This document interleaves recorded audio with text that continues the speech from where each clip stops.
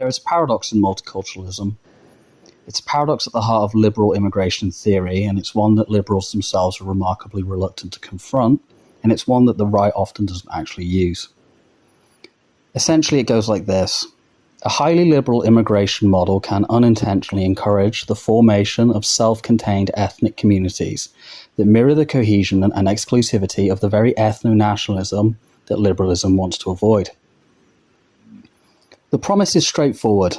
Open borders, cultural pluralism, mass migration will gradually dissolve the tribal loyalties that divide human societies. People will shed their ethnic and religious affiliations and emerge, blinking into a shared civic identity.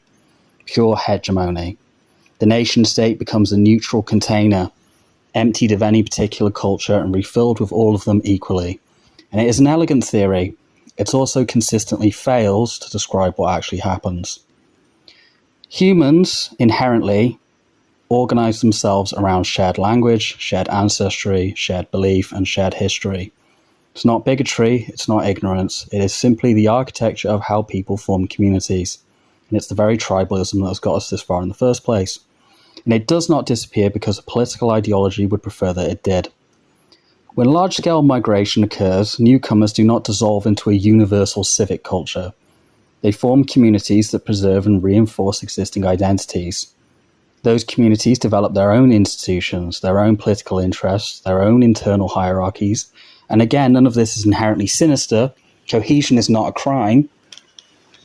But here is where the irony begins to cut. As those communities grow in size and influence, the values they carry, frequently rooted in religion and in the social models of the countries that they have left, acquire genuine political weight. Values that are, in many cases, directly opposed to the liberalism that has opened the door for them. The system, in other words, extends tolerance to worldviews that do not reciprocate it. Some have called this suicidal empathy, and I wouldn't say it's an entirely unfair description. Now, consider what liberal multiculturalism actually produces at scale, because this is where the comparison to ethno-nationalism becomes somewhat uncomfortable. Ethno-nationalism, at its core, is the organization of political life around ethnic and cultural solidarity. It is precisely what liberalism claims to oppose.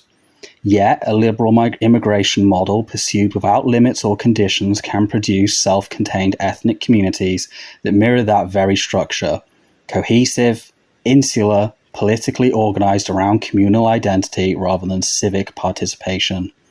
The mechanism differs, but the rhyme outcomes the same. And there is a second asymmetry that compounds this.